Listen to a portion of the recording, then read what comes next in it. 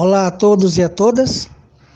Mais um dia reunidos, nós que fazemos o Centro Espírita Cearense, todos reunidos com Jesus, onde nós teremos a colaboração de nosso irmão Ritomar, que fará a prece para todos os segmentos, todos os assistidos, e, é claro, também onde haverá a fluidificação de nossas águas.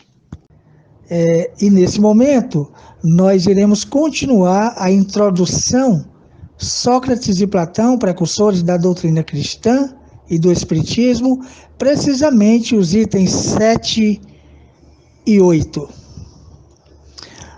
Item 7.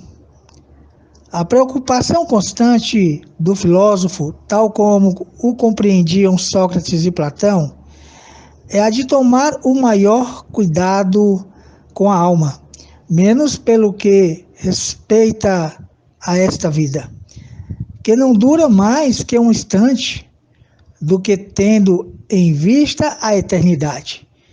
Se a alma é imortal, não será prudente viver visando a eternidade?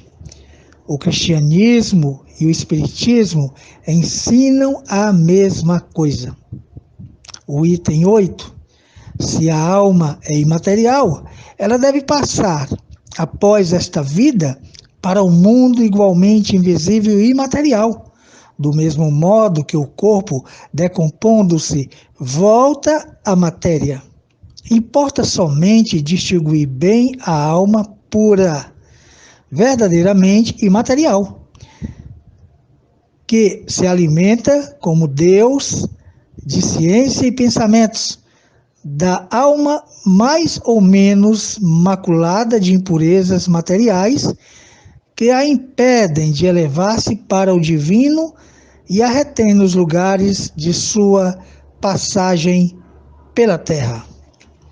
Como se vê, Sócrates e Platão compreendiam perfeitamente os diferentes graus de desmaterialização da alma. Insistem na diversidade de situação que resulta para elas da sua maior ou menor pureza. O que eles diziam por intuição, o Espiritismo o prova com os inúmeros exemplos que nos põe sob as vistas. O céu e o inferno, segunda parte. Bom, nesse primeiro momento a gente podemos compreender que Kardec, desde já, ante a esses ensinamentos, ele vem nos dizer que o cristianismo e o espiritismo ensinam a mesma coisa. Ora, e ensinam efetivamente esses mesmos temas que foram objeto de análise de Sócrates. E que objetos são esses? A brevidade da vida no plano físico, o conceito de imortalidade da alma e a existência do espírito na eternidade, que denominamos plano espiritual. O Livro dos Espíritos, Kardec, ao perguntar aos espíritos, na questão 959, Kardec pergunta de onde vem para o homem o sentimento instintivo da vida futura. E os espíritos foram diretos ao afirmar: já o dissemos, antes de encarnar, o espírito conhecia todas as coisas e a alma guarda vaga lembrança do que sabe e do que viu no estado espiritual. O nosso irmão Kardec, ele faz, ainda na mesma questão, algumas considerações, quando ele vem nos dizer que o sentimento de uma existência melhor reside no fórum íntimo de todos os homens, e não é possível que Deus o tenha posto ali em vão. E ele vem considerar também que a vida futura implica a conservação da nossa individualidade após a morte. Então ele vem dizer também que, com o efeito de que nos adiantaria sobreviver ao corpo se a nossa essência moral devesse perder-se no oceano do infinito, as consequências para nós seriam as mesmas do que defendem o nada. Bom, e na questão, no item de número 8, Kardec ele vem exatamente citar a existência do plano espiritual e da transitoriedade da reencarnação. A pergunta 84, os espíritos constituem um mundo à parte, fora aquele que vemos? E os espíritos respondem a Kardec, sim, o mundo dos espíritos ou das inteligências incorpóreas. E ele continua com a pergunta de número 85. Qual dos dois, o mundo espiritual ou o mundo corpóreo, é o principal na ordem das coisas? E os espíritos respondem, o mundo espiritual que preexiste e sobrevive a tudo. E Kardec ele ainda faz algumas perguntas. A de número 86, o mundo corpóreo poderia deixar de existir ou nunca ter existido sem que isso alterasse a essência do mundo espiritual?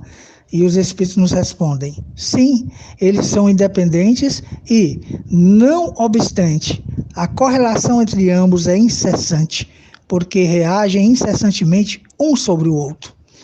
E é nesse momento quando a gente começa a observar a relação, o pensamento, as ideias defendidas por Sócrates e Platão, eles como precursores da própria doutrina do Cristo e da doutrina espírita, quando Kardec vem organizar, vem fazer com que, através da construção da codificação, tenhamos maior clareza sobre essas questões da nossa relação para com Deus, da nossa condição como espíritos imortais, que nós possamos todos os dias agradecer ao Cristo e aos espíritos pelos esclarecimentos diários, pelas observações, onde a cada dia o véu se descortina, dando-nos maior possibilidade de compreender o nosso papel no plano físico e como seres eternos. Que continuemos o nosso Evangelho. Muita paz. Que assim seja.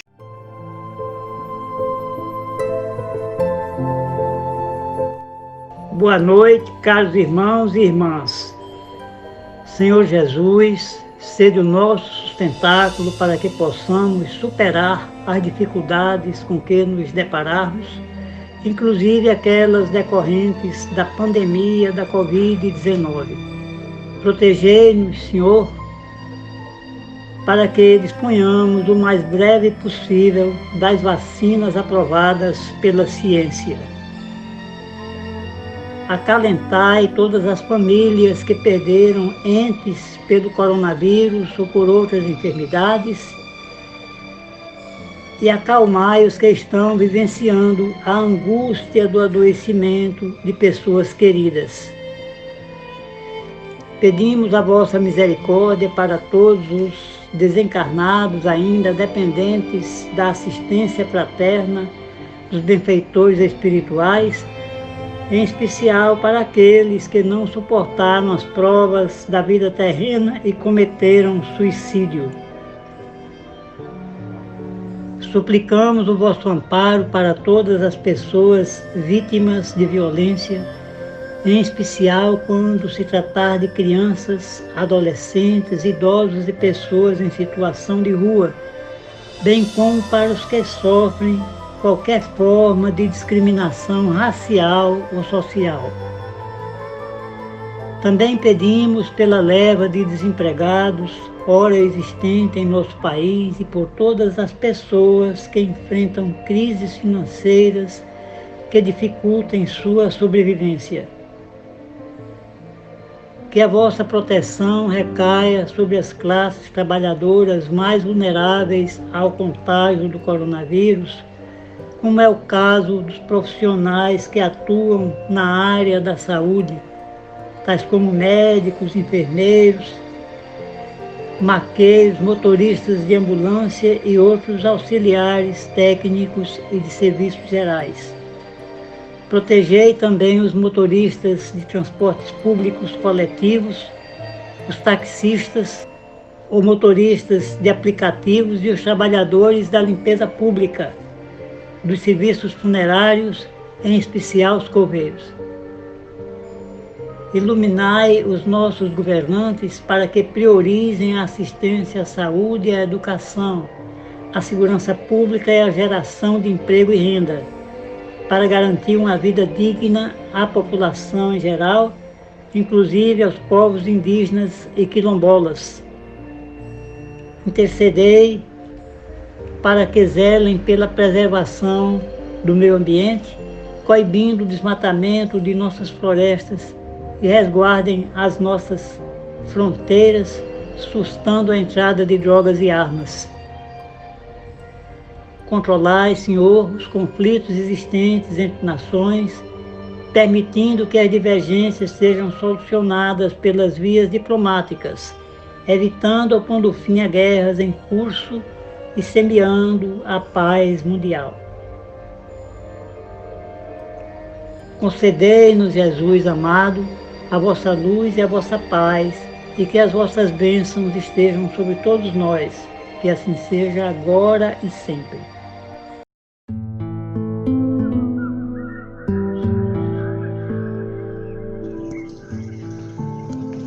Ao nosso Cristo, guia e modelo,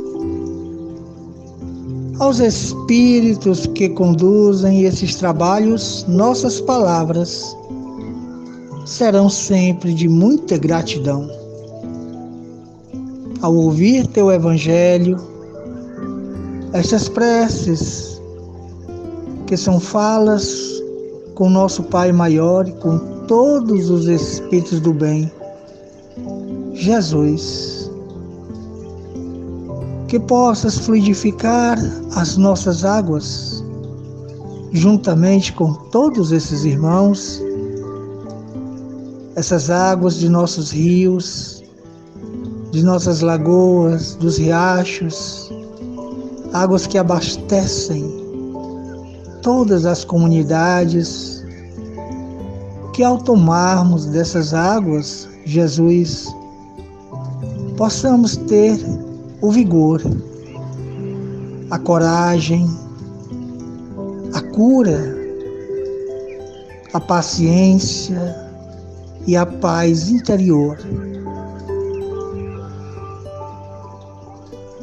Obrigado, Jesus, por estes momentos onde todos nós estamos sendo assistidos e que possamos continuar na oração, no serviço